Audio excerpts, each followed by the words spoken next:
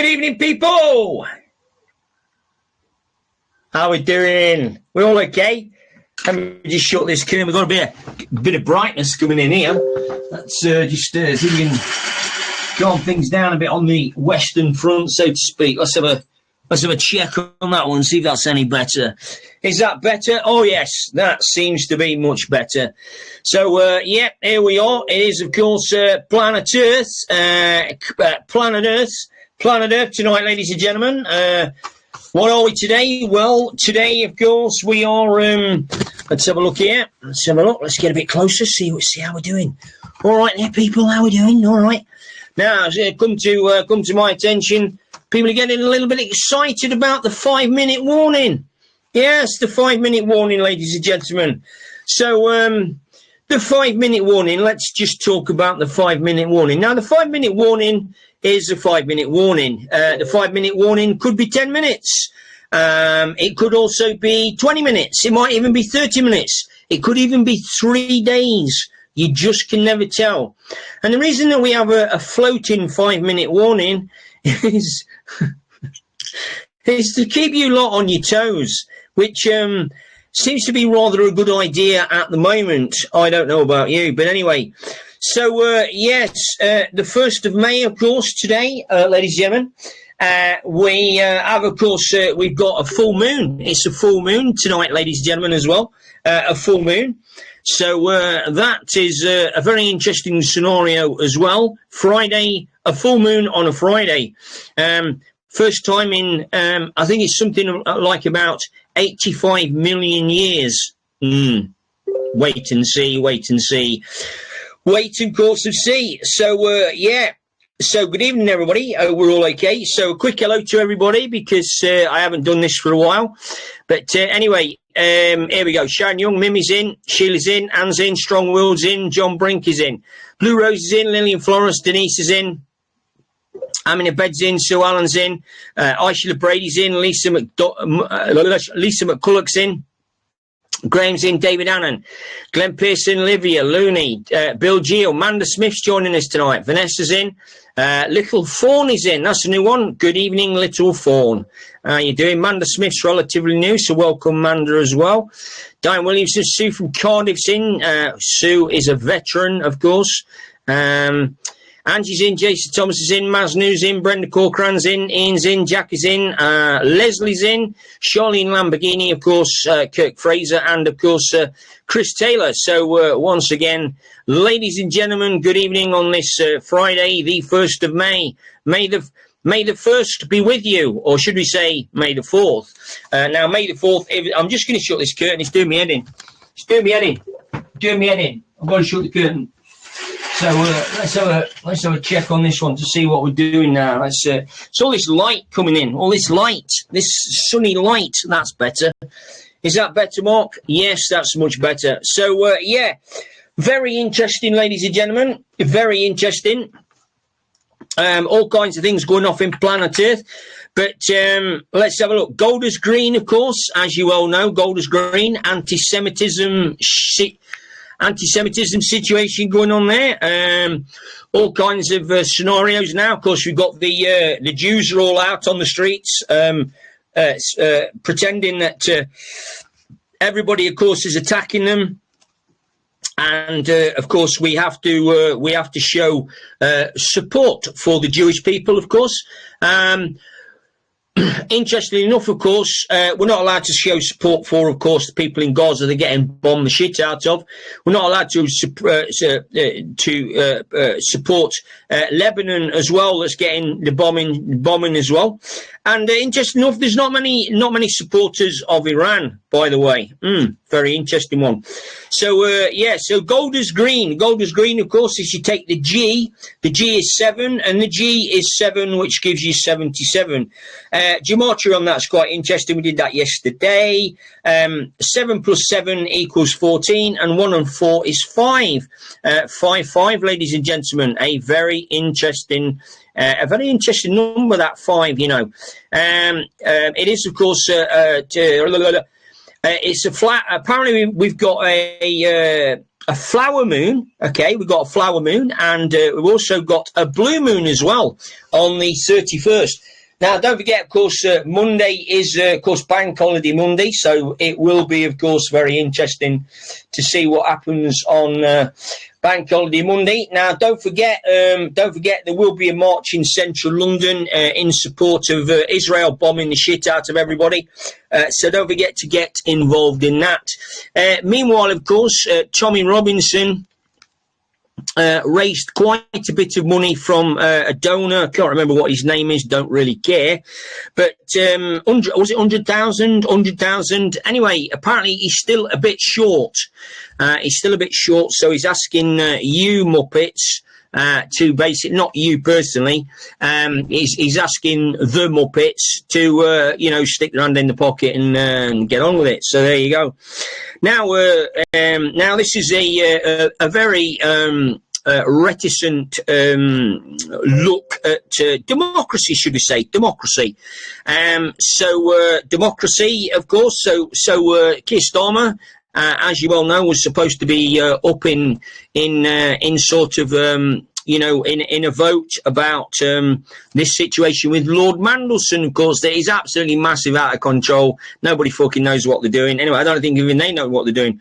Anyway, Keir Starmer, of course, told the MPs that if you don't vote for me, you are going to lose your job.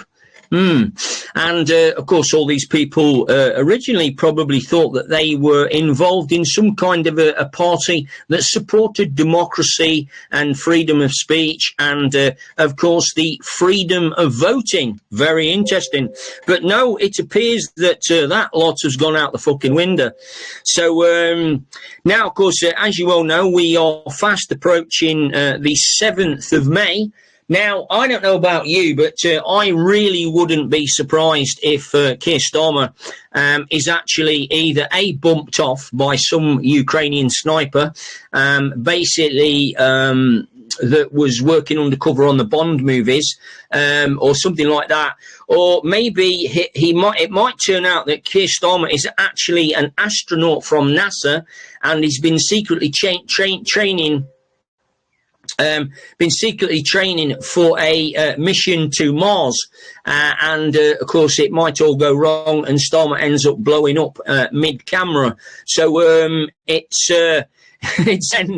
interesting. Now, of course, if Keir Starmer hasn't gone on the 7th of May, which is the voting thing, you can bet your bottom dollar that, of course, the British voting system has been infiltrated. Now, we know all that anyway, but, of course, this is just to show that the general public.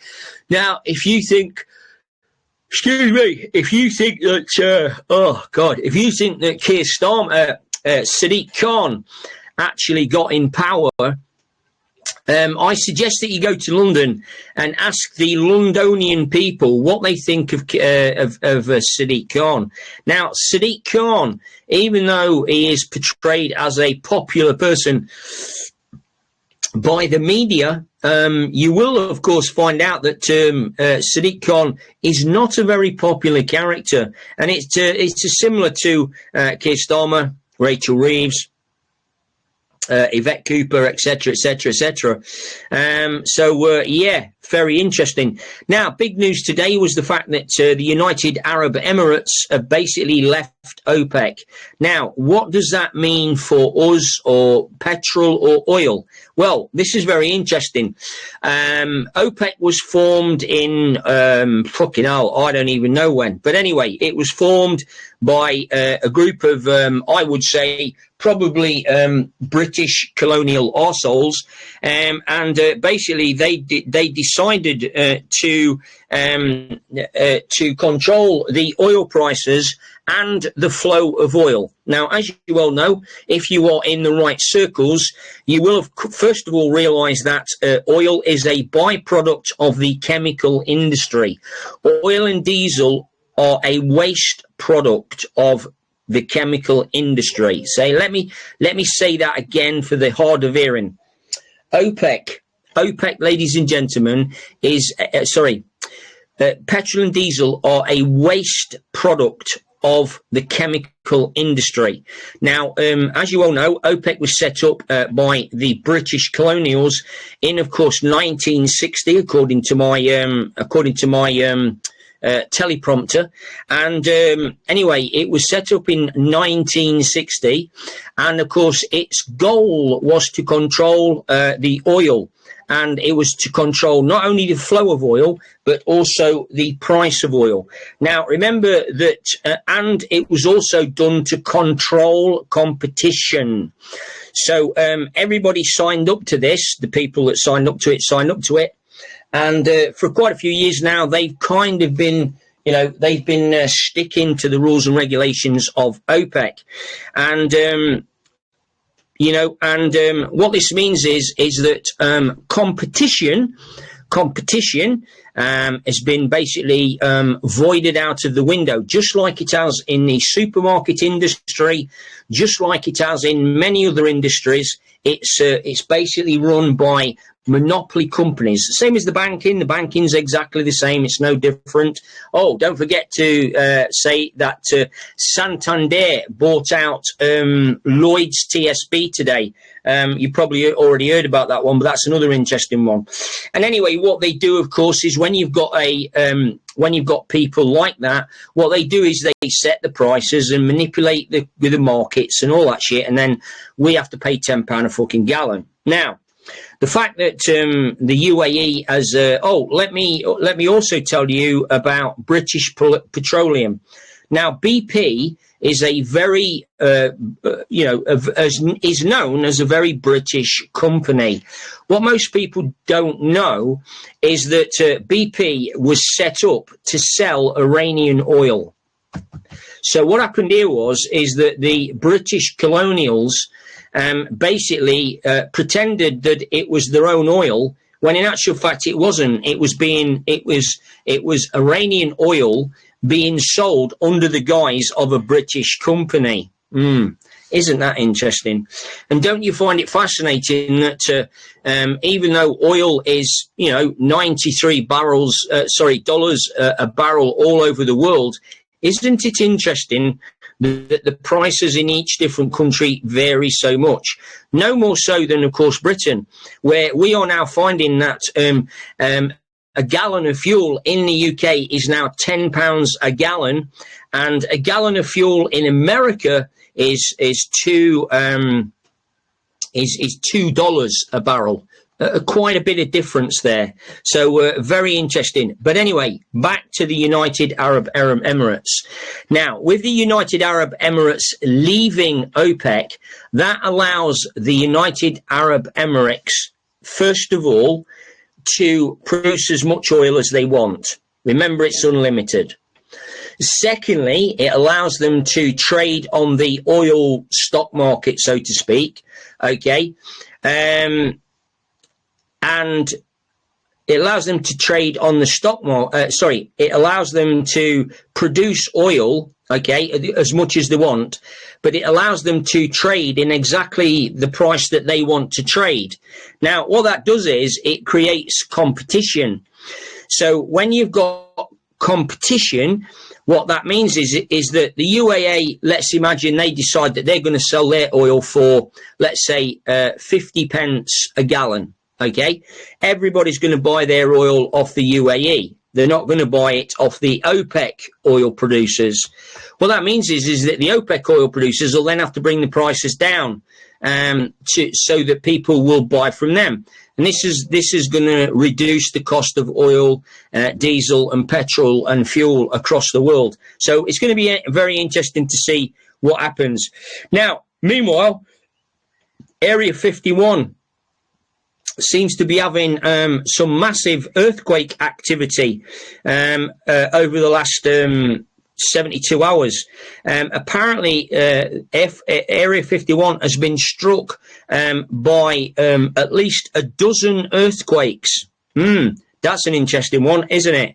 Area 51, where all that extraterrestrial shit goes on. Meanwhile, a Norwegian national called Joel, who has been named in the Epstein files, decided today that he's had enough and he committed suicide. Well, there you go. If you're involved in the Epstein files, there you go. You've only got two choices. You either do the deal or you die, motherfucker. That's all there is to it. Now, meanwhile, Benjamin Netanyahu has decided to cancel his meeting with Donald Trump. We can't actually find out why, and the reason about this is, I mean, there's a lot of speculation, but I'm just going to give it 72 hours and basically see what happens. But that is quite an interesting one, that Benjamin Netanyahu has cancelled his meeting with Trump. Interesting. Now, meanwhile, in, of course, a place in the UK called Crewe, and we are looking at a place called Webb House in Crewe. Seems as though that there's been a child trafficking and slavery cult going on in Crewe. Now, apparently 500 to 600 police officers attended this Webb House, whatever they want to call it. And it was associated to a guy called Hamed. I'm not quite sure how you pronounce that. Anyway, apparently 56 children were rescued. 25 of the cult members were also arrested, and they were arrested on charges of child trafficking, slavery, and human, what did they call it? Human activity, whatever that fucking means. So that is in Crewe. Now, I seem to have seen a clip of this on the internet, but I don't think there's been anything. I don't think there's been anything on the mainstream media about this. So now, I don't know about you, but if we've got 500 or 600 police officers attending a venue, well, there has to be some shit going down somewhere along the line. So let's just wait and see what happens. Now, of course, as you all know, under Area 51, under Area 51, of course, are a lot of deep underground military bases. So the explosions or earthquakes could be due to that. We're not saying that they are. We're not saying that they're not. We're just saying it could be. What else is it? Now, apparently, the United Arab Emirates have got a $20 billion pipeline that bypasses the Hormuz Strait, which is quite an interesting move, that. We've also heard as well, and I don't know how true this is, apparently Iran are moving millions and millions and millions of barrels of oil via lorries, via petrol tankers. So that's another interesting little thing that's going on there. So anyway, we'll wait and see. Now, we'd like to take you to the King and to Bermuda Triangle, and we wanted to link this. There's all kinds of links, actually, but we wanted you to link this to an interesting situation that took place in 1506, and this was a ship called Sea Venture. Now, Sea Venture got into trouble. It was apparently delivering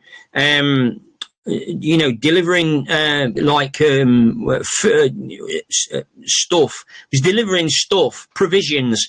It was delivering provisions to some of the Bermuda Triangle islands, and apparently got into distress.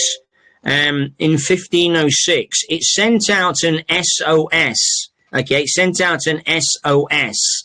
Now, my immediate thought about this was very interesting. Can you remember the Police song called "Message in a Bottle"? And it goes somewhere along the lines of "Message in a bottle, yeah. I'll send an SOS to the world. I'll send an SOS to the world. I hope that someone gets my message in a bottle, yeah." So, and the voice is not very good there, but that you get the idea. So that was that police song I think it was 1979 that police song was done. I think, I can't remember, but anyway, it's very interesting. Anyway, the admiral of the sea. The admiral of the sea vessel was a guy called George Summers. Now, George Summers, to me, sounds very much like George Soros. I might be wrong. But anyway, what happened was that George decided that the safest thing to do was for him to beach the craft. And he put the ship basically into the land. I don't know whether it was rocks or low sand or whatever. Anyway, apparently he saved 150 passengers and crew. Interesting. Now, these 150 people survived not only on the rations, but they also made 2 extra ships. And they then sailed away and ended up landing somewhere in civilization in the 1600s. But here's an interesting one. The 2 ships had 2 names. The first ship was called the Patience, and the second ship was called the Deliverance. Okay, very, very interesting rhetoric, so to speak. Now, let's go to the king. Now, we all know that the king had a very fractious visit with Donald Trump over the weekend. Whatever side you want, it doesn't really matter. But it was very fractious on both sides. I kind of got the impression that you'd got 2 kings sparring for power, so to speak. It was quite interesting. Some of the little digs in the comments, really, really interesting. Now, this is what happened. Now, I want you to take into consideration that the king is, is an old man. He's also apparently suffering from cancer, or could that be Curo disease? We're not quite sure. Sausage fingers comes to mind. Now, anyway, so the king flies to America. Not a short journey, that. He then participates in 4 days of pomp and ceremony and fucking bullshit and all that kind of thing, not to mention banter, etc., etc. And then after this, there was a farewell committee where Donald Trump called him the greatest king. And I've actually got the gematria on that somewhere, which I'll probably have to come back to that because I can't see it for a second. No, I can't see it. No. Yeah, now, so let's just go back to this. So I'll come back to that. So the king does all this. He has a farewell sort of celebration or whatever you want to call it, and he flies off to Bermuda. Now, interesting about this, the Queen has flown. Queen Camilla, she's actually flown back to the UK, which in itself is quite interesting. Good or bad, of course, you decide. Now, the king flies to Bermuda. Now, Bermuda, as you all know, is a Commonwealth country, okay? But also the Bermuda Islands are also under British rule. They are also notoriously known for tax havens for the rich and famous. Okay. Now, so here we have. Now, it's also known that Bermuda wants to be like an independent from British rule. Okay. Now, I want you to think about that from a political point of view. I mean, that would mean that Bermuda would have to be more transparent, and they would have to be more open. They would have to, show the books and all that kind of thing, which means that, of course, the tax havens in Bermuda and the other places around there would be open to scrutiny.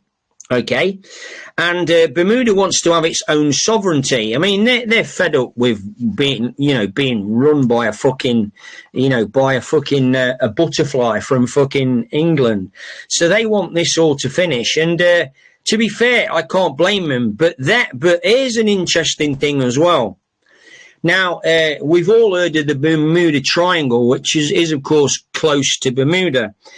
Ships have gone missing, people have gone missing, all kinds of shit's happened. Anyway,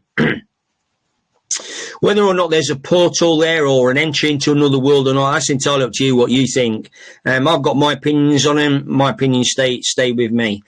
But it's certainly interesting that certain things happen regarding the Bermuda Triangle.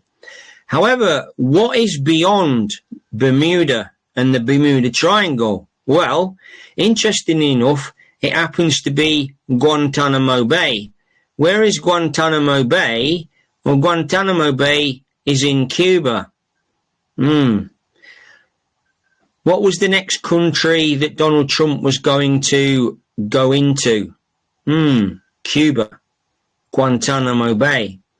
Very interesting. Might not be anything in it.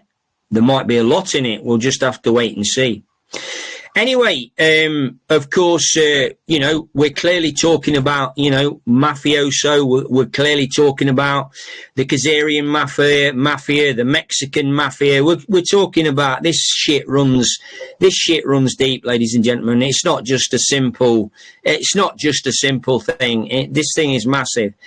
Anyway, listen, it is an interesting thing. And of course, Cuba, of course, itself personally, and when we talk about Cuba and we talk about Venezuela, we're talking about the people, the Cuban people. I mean, it's like now, in the UK. In the UK, realistically, when we realistically look at what's going on, realistically, we need somebody to come in and basically take control of these idiotic fucking people, these politicians, that are not only damaging the British people, they're also damaging Britain as a whole. They're also damaging society. They're also damaging the British people. Even though you may be black, white, Chinese, African, it doesn't really matter. The British people are being damaged by these elite people that are just basically taking the piss and selling the country, down the fucking line. And but you see, that's what the British colonial system is. The British colonial system is still, even today, ladies and gentlemen, it's still designed on the old-fashioned slavery system. Now you go, oh no, slavery was abolished. Fuck off. Slavery wasn't abolished. Slavery just went to different countries. So let's have a look at, I don't know, let's take a few simple things. Call centres. What's happened to call centres in the UK? Well, they've gone abroad. Where have they gone? To places where they can pay cheaper wages. Why do they want to do that? More profits and basically slavery. Are the people benefiting those other countries? Are they fuck? Okay? So there you go. That's just one example. Let's have a look at the manufacturing bases in the UK. Let's look at clothing. Let's look at mining. Let's look at British Steel. Let's look at British Gas. Let's look at British Telecom. Let's look at British Oil. Right? All of those things that I've just mentioned and more have basically been sold abroad. They've been sold for profit, and they've been sold so that they can enslave people across the world. Okay? I mean, there was an article the other day where I think it was a £5,000 Gucci bag was made in some Chinese sweatshop that were producing them for somewhere in the region of £50, and that included the profit that the fucking owners were actually making. Forget the fucking workers that were making the fucking things in the first place. And these bags go on sale for £5,000 and £6,000. And of course, the problem that we've got is that these uneducated muppets go and buy this stuff because they think that a label is going to improve their very, very diminished ego. Very interesting, that, isn't it? It all comes down to ego, ladies and gentlemen. When we talk about flash cars and we talk about all, and I was thinking today about all the people that attend these venues, Formula One and boxing and all these venues, and there they are, that they're taking selfies, as some kind of a trophy that they are, that they are more important than the average people, because here we are in the royal box at Ascot. Oh, fucking, ha, ha, ha, ha, ha. You know what I'm saying? And once again, lady, I mean, to be honest, I don't give a fuck. I absolutely don't give a fuck. Do you know what I mean? Yeah. And it's the same. Someone, my teleprompter's just come up here and said, the UK has been sold on a slow boat to China. Absolutely. What a fucking saying that is. Can you remember that? Yeah, we've been sold on a slow boat to China. Huh? Yeah. I always remember my dad was saying, he used to say, son, he said, my tyres have got India written on them. But he said, I'm not going to fucking drive there. Right, ladies and gentlemen, I'm going to get myself off. It's been a long day for me. I'm up early again in the morning. There may or may not be a live tomorrow morning. I'm not quite sure. I will let you know, though. If there isn't one, I'll try and do one again tomorrow evening. And then I've got a big day Sunday, so you possibly won't hear from me until Monday. So I'm just pre-warning you, because I know that a lot of people, they get the knickers in a twist and the pants start falling down, and oh my fucking God, it's fucking unbelievable, Where was you this morning? Oh, we missed you, Mark. We missed you. We love your voice. Oh, dearie me. All I've got to say on this is this. I am a pretty entertaining character, as you probably well know. Of course, if I go, and I'm not planning to, but if I go, of course you will survive. Don't worry. I once remember my granddad. My granddad said to me, do you think that you're important? And I went, yes, I'm very important.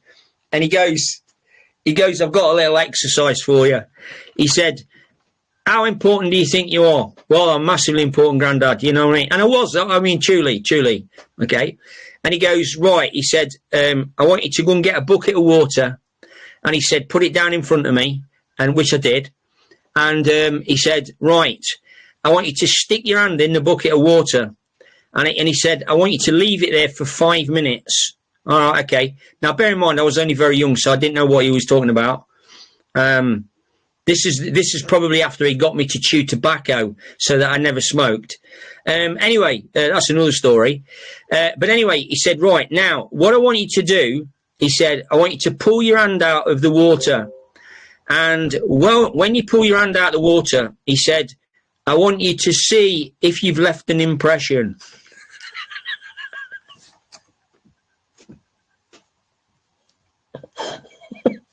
And because I was very young, right, because I was very young at the time, I pulled my hand out of the water And literally, honestly, I was looking to see where my impression was, where my hand impression was. Okay. And he's obviously, he's smoking a woodbine, because my granddad used to smoke woodbines. So he's smoking this woodbine, and he goes, and I look at him, and he goes, so where's your impression? And I go, well, it's not there, Grandad. I can't see it. And he looked at me and nodded, and he went, yeah, precisely. That's how important you are.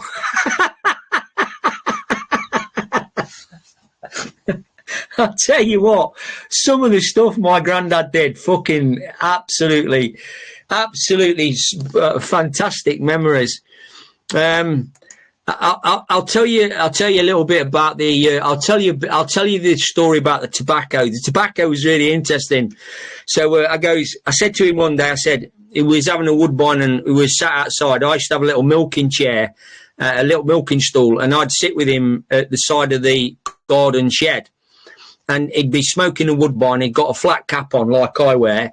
And I go, Grandad, I said, what's it like smoking? Because my granddad smoked a pipe. Okay. And he said, he looked at me and he said, that's an interesting question. That is a very interesting question. He said, I'll tell you what I'm going to do. He said, I'm going to give you a test. I'm going to give you a test about tobacco, about smoking, and whether you'll like it or not. So he fucking gets this tin out, right? And he rolled up some neat tobacco. This is like flake tobacco that you bought back in the day, and you put in roll-ups, and you put it in a pipe as well. So he rolled this very, very small thing up, and he said, you really do want to know what it's like to smoke, don't you? And I said, yeah, Grandad, I really want to. I said, I see you smoking, and I said, it looks kind of relaxing. So I want to find out what that's all about. So he goes, right. He said, what I want you to do, he said, I want you to chew on this tobacco for at least 2 minutes. And he said, if you spit it out before the 2 minutes, that means that you won't like smoking. If you can keep it in your mouth for 2 minutes and you can keep chewing it, he said, that means you and smoking will get on really well. So this fucking lump of tobacco went in me gob. And let me tell you, I think it had only been in less than 30 seconds. And that shit got spat out faster than a racing car, let me tell you. And, as a kid, it was horrible. And do you know... he said, what do you think? I said, I don't ever want to smoke, Grandad. I really don't. That was horrible. And, it really, really was an experience. And even to this day, I can not only remember the story, but do you know what? I've never smoked. I've never, ever smoked. So, there's a little story for your grandchildren, or maybe even a little exercise. Mind you, they might do you for child abuse nowadays on that one. Anyway, listen, take care, love you loads. We'll see you all again tomorrow, and we will take it from there. All right, see you soon. Cheers, bye. Have a great one.